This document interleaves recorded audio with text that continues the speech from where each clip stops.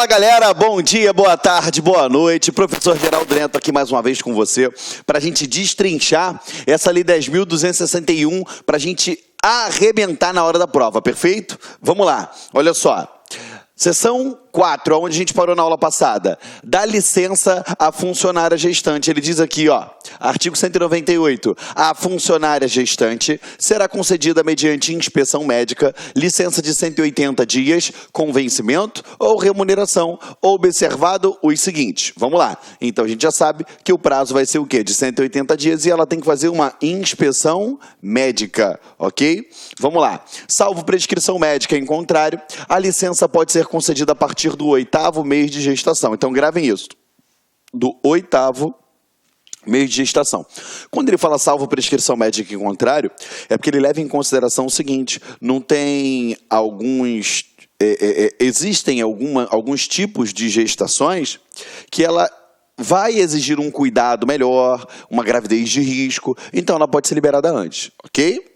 Ocorrido o parto, sem que tenha sido requerida a licença, será esta concedida mediante a apresentação da certidão de nascimento, que vigorará a partir da data do evento, podendo retroagir até 15 dias. Perfeito? Então, ela vigora a partir da data do evento, o evento parto, né?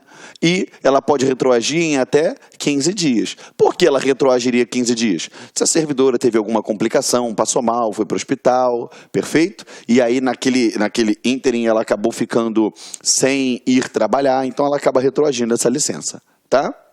Vamos lá. Durante a licença, cometerá falta grave a servidora que exercer qualquer atividade remunerada ou mantiver a criança em creche ou organização similar. O que ele colocou aqui?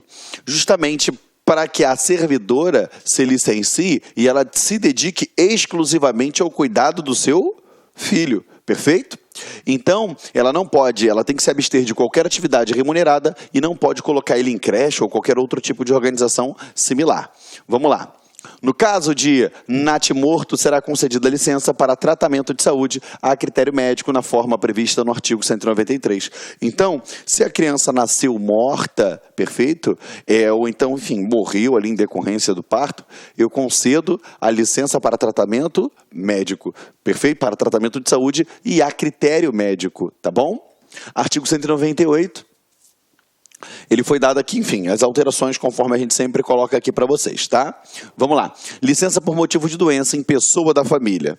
Olha só, o funcionário poderá obter licença por motivo de doença do cônjuge e de parente até o 2º grau. Então, ele deixa claro aqui, até o 2º grau. Lembre-se, do papai para a mamãe, 1 grau. E para o vovô, 2. Então, vô é parente de 2º grau. E o irmão, Geraldo, sobe 1 grau para o pai e para a mãe, desce 1 grau para o irmão. Ele é parente de 2º grau, ok? Só para você se lembrar disso daí, tá bom? Já falamos isso daqui em aulas passadas, tá? Vamos lá. Parágrafo 1º. Provar-se-á a doença em inspeção médica na forma prevista lá no 193. Então, vai se submeter a uma inspeção médica. A licença de que trata esse artigo será concedida com vencimentos ou remuneração até 1 mês e com os seguintes descontos. Vamos lá.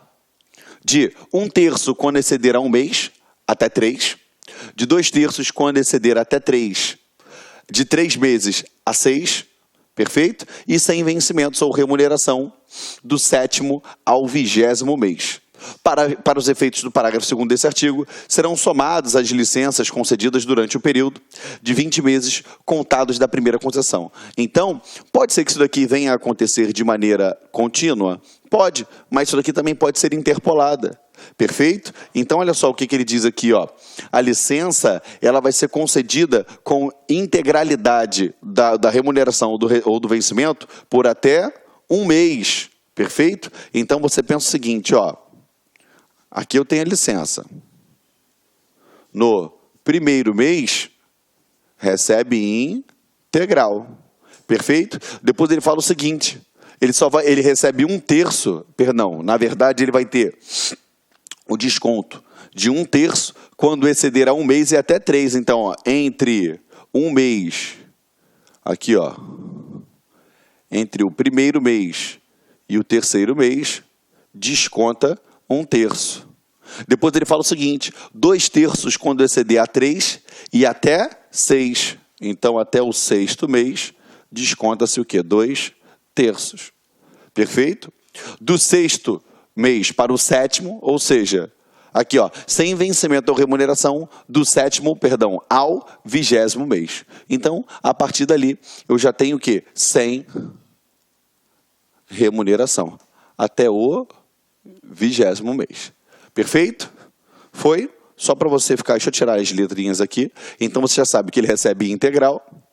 Aqui ele vai ter desconto no primeiro mês, ele vai ter descontado 1/3 até o 3º mês, do primeiro ao 3º, do 3º ao 6º desconta 2/3, e do 6º até o 20º, ou seja, do 7º em diante, ele vai ter o quê?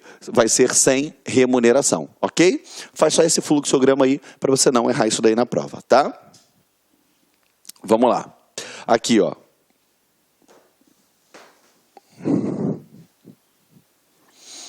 Da seção 6, dá licença para atender a obrigações concernentes ao serviço militar.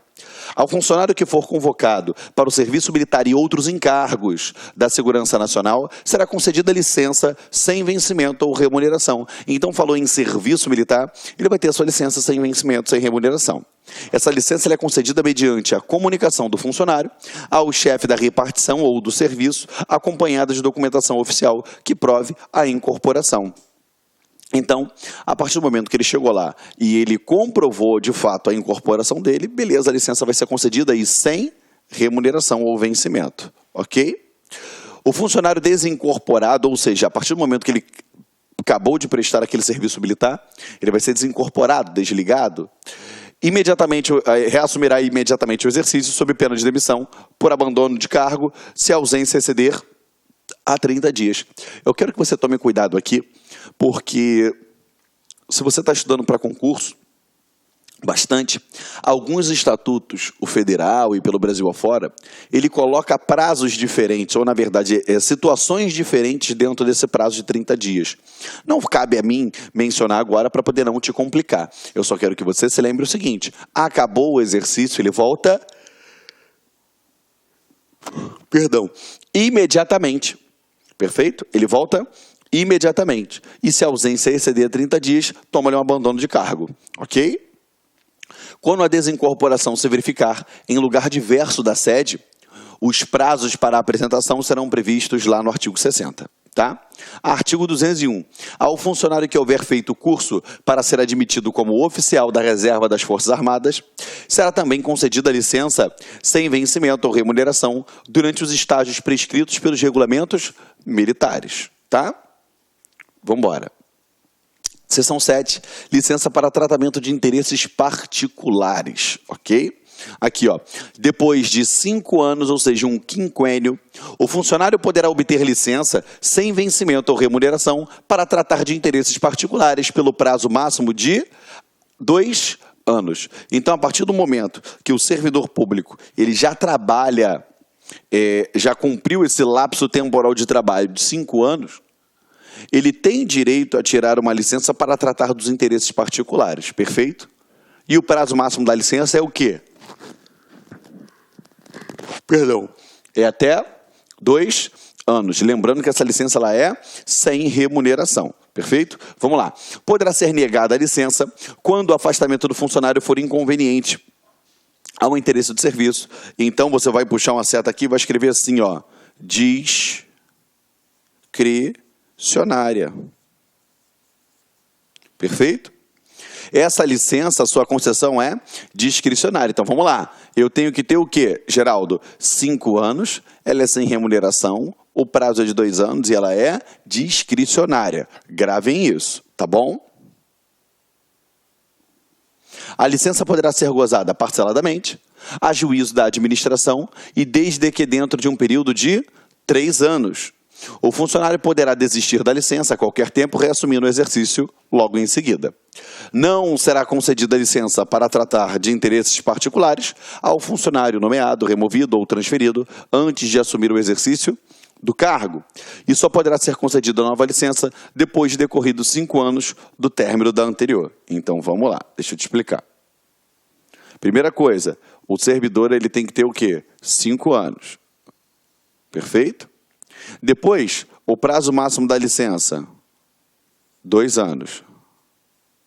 Ela pode ser contínua ou ela pode ser o quê? Interpolada, mas dentro de um período de 3 anos. Perfeito?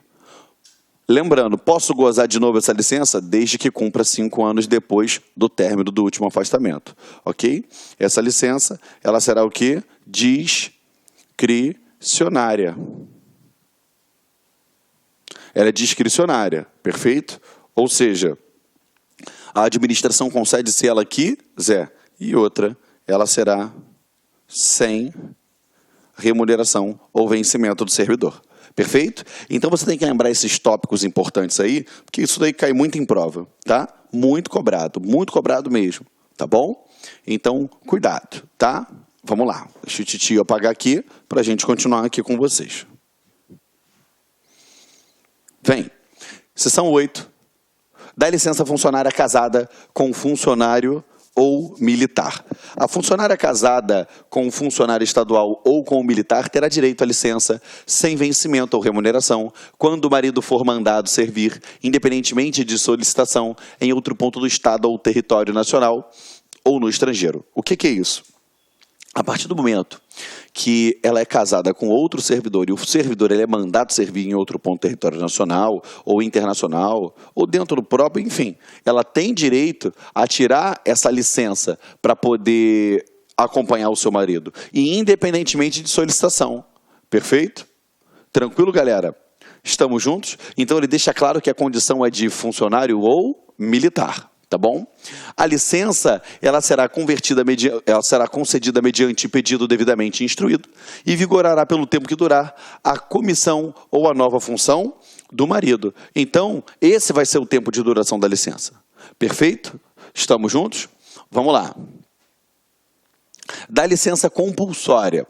O funcionário ao qual se possa atribuir a condição de fonte de infecção de doença transmissível poderá ser licenciado enquanto durar essa condição a juízo da autoridade sanitária competente e na forma prevista no regulamento. Deixa eu explicar uma coisa para vocês. Existem algumas doenças que elas são tidas como de notificação compulsória, que a partir do momento que a pessoa ela tem aquela patologia, ela obrigatoriamente ela tem que avisar a administração para aquilo, justamente pelo seu índice de periculosidade, transmissibilidade.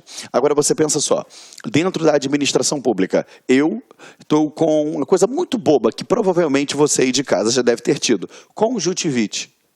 Você já reparou que conjuntivite, se eu coçar os meus olhos, encostar a mão aqui, outra pessoa encostar e botar a mão no olho, ela vai pegar conjuntivite. Então, você está entendendo que a administração pública ela vai me licenciar compulsoriamente nesse caso, justamente para que eu não venha causar uma infecção generalizada lá na administração? Ainda que a pessoa não queira. Não, ou administração, eu quero continuar trabalhando, eu vivo para o trabalho e eu não quero parar de trabalhar. Negativo, vai ficar em casa, ok? Verificada a procedência da suspeita, o funcionário será licenciado para o tratamento de saúde na forma prevista no artigo 191, considerando-se incluído no período da licença os dias de licenciamento compulsório. Perfeito? Então eu incluo lá dentro do período de licença. Quando não positivada a moléstia, deverá o funcionário retornar ao serviço, considerando-se como de efetivo exercício para todos os efeitos legais o período de licença compulsória. O que eu quero que você tenha atenção? Se cair na tua prova dizendo o seguinte, que o período de afastamento devido a uma licença compulsória na qual não se comprovou a patologia, ele será tido como falta. O seu examinador, ele pode colocar isso na prova. Negativo, vai ser contado como de efetivo exercício. Perfeito? Tá? Então fiquem na atividade com isso daí, não demole na prova. Vamos lá. Seção 10. Da licença prêmio. O funcionário terá direito, como prêmio de assiduidade, à licença de 90 dias em cada período de 5 anos de exercício ininterrupto, em que não haja sofrido qualquer penalidade administrativa. Então, se ele não sofreu nenhuma penalidade administrativa e ele teve uma assiduidade aqui, ó, bonitinho, trabalhou durante 5 anos de exercícios ininterrupto, quando ele se refere a exercício ininterrupto, é que ele não interrompeu isso daí com aquelas hipóteses de afastamento que não se configuram como efetivo exercício. Entendeu? Perfeito? Ele vai ter direito ao quê? A 90 dias, que é a tal da licença prêmio. Perfeito? Então, a cada quinquênio, ele tem direito à licença prêmio. O período da licença-prêmio será considerado de efetivo exercício para todos os efeitos legais e não acarretará desconto algum no vencimento ou remuneração. Ou seja, ele vai poder ficar os 90 dias dele em casa e isso não influencia em nada na remuneração dele. Perfeito? Estamos juntos? Recebe como se estivesse trabalhando. Para fins da licença nesta sessão, não se consideram interrupção do exercício. Vamos lá. O que não é interrupção do exercício? Os afastamentos enumerados no artigo 78, excetuados o previsto no item 10, as faltas abonadas, as justificadas e os dias de licença que se referem aos itens 1 e 4 do artigo 181, desde que no total de todas as ausências não exceda o limite máximo de 30 dias, no período de 5 anos, e o último aqui, ele foi revogado, ok? Vamos lá. Continuando aqui, gente. Deixa eu só ligar aqui um negocinho aqui que soltou. Peraí. Vamos lá. Tranquilo? Vamos adiante. Artigo 212. A licença-prêmio será concedida mediante certidão de tempo de serviço, independente do requerimento do funcionário, e será publicada no Diário Oficial do Estado, nos termos da legislação em vigor. Então, o que seria, como é que eu vou comprovar isso? Através de quê? De uma certidão de tempo de serviço. Naquela certidão, ela vai constar que, de fato, ele permaneceu ali dentro pelaquela quantidade de tempo de efetivo exercício de forma ininterrupta. Ok? Artigo 213. O funcionário poderá requerer, a gozo da licença-prêmio, 2 pontos. Vamos lá. O que o funcionário ele pode requerer a título de licença-prêmio? Por inteiro ou em parcelas não inferiores a 15 dias. Perfeito? Então, o funcionário poderá requerer, a gozo de licença-prêmio, por inteiro ou em parcelas não inferiores a 15 dias. Então, se ele tem 90 dias, ele pode pedir para gozar os 90 dias por inteiro? Pode. Ele pode pedir para gozar uma parcela de 15 dias, 20 dias, 30 dias? Pode, desde que elas não sejam inferiores a 15 dias. Perfeito? Até o implemento das condições para a aposentadoria voluntária, ou seja, até que ele tenha todas aquelas condições que você aprendeu lá dentro do direito constitucional e do direito administrativo, para que ele adquira a sua aposentadoria voluntária, ele pode gozar da licença-prêmio. Perfeito? Estamos juntos? Caberá à autoridade competente adotar após manifestação do chefe imediato, sem prejuízo para o serviço, as medidas necessárias para que o funcionário possa gozar a licença-prêmio e a que tenha direito. Decidir após manifestação do chefe imediato, observada a opção do funcionário e respeitado o interesse do serviço, pelo gozo da licença-prêmio por inteiro ou parceladamente. Então, ele analisa o interesse do funcionário? Analisa, mas ele também vai analisar o interesse do serviço. Ele vai analisar todo esse arcabouço fático justamente para quê? Para que isso venha se enquadrar dentro do interesse da administração. Então, você percebe a discricionariedade aqui dentro? Perfeito? Vamos lá. A apresentação de pedido de passagem à inatividade sem a prévia e oportuna apresentação do requerimento de gozo implicará o perda do direito da licença-prêmio. Então, ele está dizendo o seguinte, a partir do momento que ele pede para ir para a inatividade e não apresentou o seu pedido de licença-prêmio, ele perde o direito à licença-prêmio. Então, qual é o recomendado? Você vai fazer o seguinte, você vai pegar, vai gozar a sua licença-prêmio, depois que você gozar tudo, você volta e pede para ir embora. Tá? O funcionário deverá aguardar em exercício a apreciação do requerimento de gozo de licença-prêmio. Ou seja, ele não pede e vai embora para casa curtir os 90 dias dele. Não, ele faz o requerimento e aguarda trabalhando para saber se vai ser deferido ou não. O gozo da licença-prêmio dependerá de novo requerimento, caso não se incide em até 30 dias contados da publicação do ato que houver autorizado. Perfeito? Estamos juntos? Aqui, ó, os artigos 212, 13 e 14, eles foram redação dada já em 2008. O 215 foi revogado, 216 revogado, e aí a gente vai direto para o capítulo 3 da estabilidade, tá? Quando eu falo da estabilidade, a gente tem um cuidado muito grande. Por quê? Porque eu tenho uma disposição prevista no seu estatuto e eu tenho uma disposição prevista na Constituição Federal. Pela pirâmide de Kelsen, a gente tem que obedecer o quê? O que está dentro da Constituição Federal e nas leis infraconstitucionais. Perfeito? Porque existe essa hierarquia. Contudo, o seu examinador ele pode fazer uma pergunta muito suja de acordo com o teu estatuto. Correto? Só que a Constituição foi alterada? Foi. O fato de eu alterar a Constituição, que tem hierarquia superior à lei de que trata o seu estatuto, não quer dizer que obrigatoriamente vai modificar o estatuto, porque aí eu teria que ter uma outra lei modificando ele. Então, a gente sabe que não é o que se aplica, mas tem que tomar um cuidado, perfeito?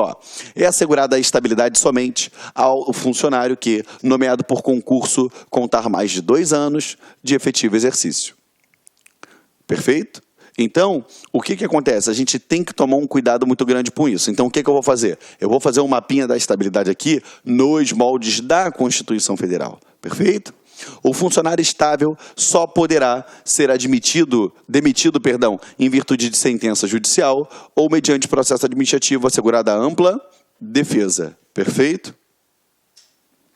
A estabilidade diz respeito ao serviço público e não ao cargo ressalvando-se à administração o direito de aproveitar o funcionário em outro cargo de igual padrão, de acordo com as suas aptidões. Vamos lá. Então, deixa eu fazer aqui um negócio para você. A partir do momento que o servidor recebeu a sua nomeação, perfeito? Ele foi nomeado e ele decidiu entrar em exercício. Perfeito? Então, ele entrou em exercício, ele tem que ter um tempo para poder atingir a sua estabilidade. E esse tempo é o quê? 3 anos de efetivo exercício. Somente a partir daqui, ele passa a ser estável. Correto? Somente a partir daqui, ele passa a ser estável. Uma das coisas que a banca gosta muito de complicar é falar que quando ele começa a trabalhar, ele já é o quê? Estável. Não. Ou então falar o seguinte, que ele só vai ser servidor efetivo depois de 3 anos. Também não. Efetivo, ele é desde o início, porque aqui começa o seu efetivo exercício. Isso ele é desde o início. Entendeu? Então, todo servidor efetivo é estável? Não. Mas todo estável obrigatoriamente é efetivo? Sim. Tá? Para que ele adquira a estabilidade, ele tem que se submeter a uma avaliação, o quê? Especial de desempenho. Aqui já está o macete, para adquirir a estabilidade. Agora, ele pode perder a estabilidade? Pode. Mediante o quê? A avaliação periódica de desempenho. Então, para ele perder, avaliação periódica. Para ele ter a estabilidade, avaliação especial. Não pode dar mole quanto a isso. Ok? Estamos juntos? Perfeito? Copia aí enquanto eu tomo um golinho d'água aqui.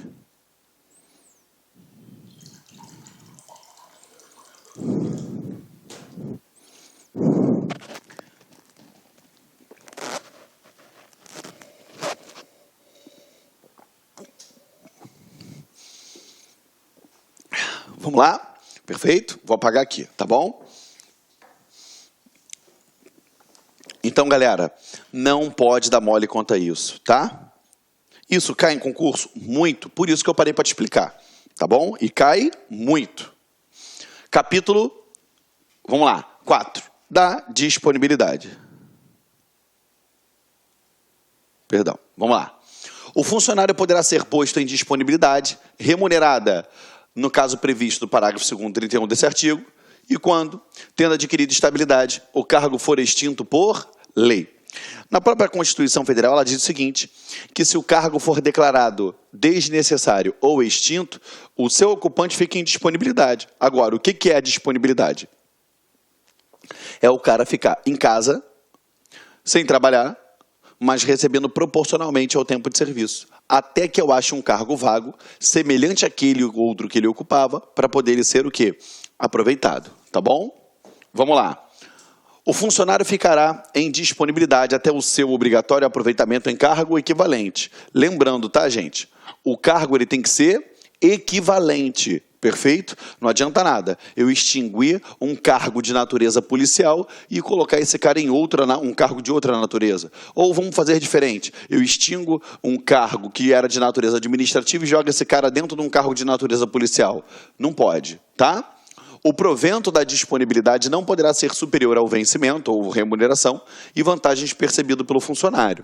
Qualquer alteração de vencimento ou remuneração e vantagem percebida pelo funcionário em virtude de medida geral será extensiva ao provento do disponível na mesma proporção. Ou seja, a partir do momento que eu fiz alguma alteração na remuneração do servidor que está na ativa ou no seu vencimento, eu também implico essa alteração para o provento do que se encontra em disponibilidade, tá bom?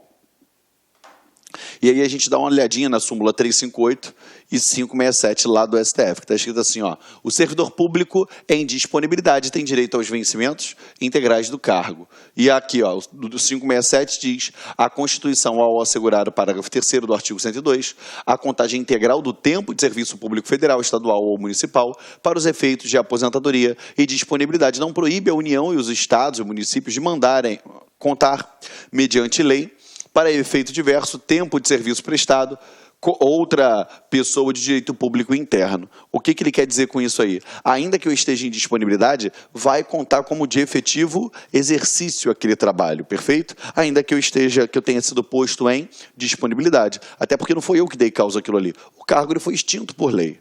Perfeito? Então, não pode recair sobre o servidor a responsabilidade e toda aquela parte negativa por conta disso, tá bom? Vamos lá. Aposentadoria. Vem comigo. O funcionário será aposentado por invalidez. Aí está aqui, ó, compulsoriamente aos 70 anos. Cuidado, tá bom? Atualmente, a gente teve uma mudançazinha que lá no finalzinho de 2015 não é 70, é sim 75 anos. Ok? Perfeito? Tranquilo? Então, a aposentadoria compulsória acontece aos 75 anos, tá?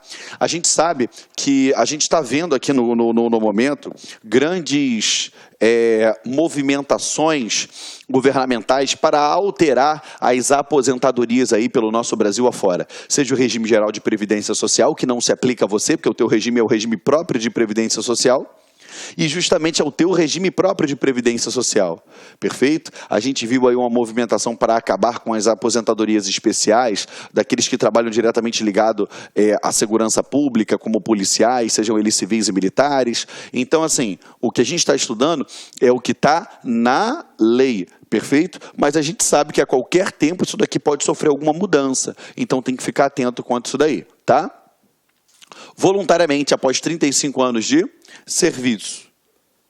No caso do item 3, o prazo é reduzido a 30 anos para as mulheres. Lembre-se, as mulheres eu reduzo 5 anos. Os limites de idade de tempo de serviço para aposentadoria poderão ser reduzidos nos termos do parágrafo único do 94, lá da Constituição de São Paulo. E a aposentadoria prevista no item 1, lá do artigo anterior, ela será concedida após a comprovação da invalidez do funcionário mediante inspeção de saúde realizada em órgão médico oficial, ou seja, é a aposentadoria por invalidez, tá? A aposentadoria compulsória, ela é automática, perfeito. Lembrando, não é aquele valor de 70 anos. Atualmente, vigora a idade de 75, tá bom? O funcionário se afastará no dia imediato àquele em que atingir a idade limite, ou seja, ela é compulsória, ela é automática. Fez 75 anos, já está lá, acabou, eu não quero mais você aqui na administração pública, ok? Vem comigo. E independe da publicação do ato declaratório da sua aposentadoria, tá bom? Ela é automática, gravem isso, tá bom? O funcionário em disponibilidade poderá ser aposentado nos termos lá do 222? Pode.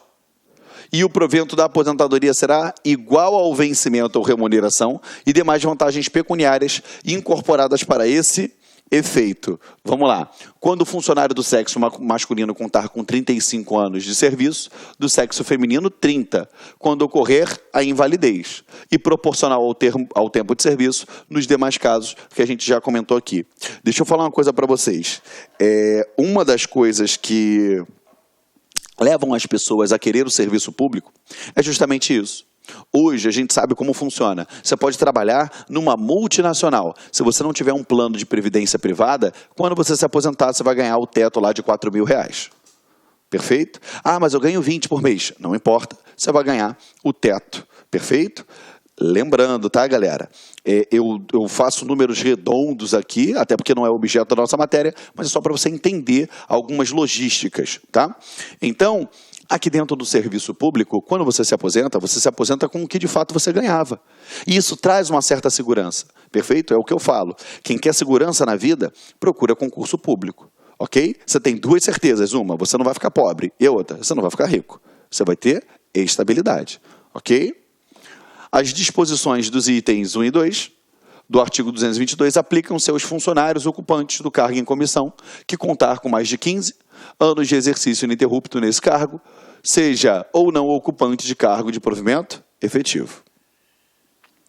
A aposentadoria do item 3 produzirá efeito a partir da publicação no Diário Oficial. O pagamento dos proventos a que tiver direito, o aposentado deverá iniciar-se no mês seguinte ao que cessar a percepção do vencimento ou remuneração. Então, olha só, notem que se eu estou na atividade, eu recebo vencimento ou remuneração. Se eu estou na inatividade ou em disponibilidade, eu recebo provento. Cuidado, tá bom?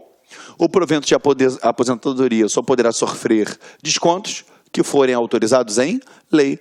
Perfeito? Até porque ele tem natureza salarial e, por isso, ele tem como características prover a subsistência da pessoa. Por isso que ele não pode sofrer descontos de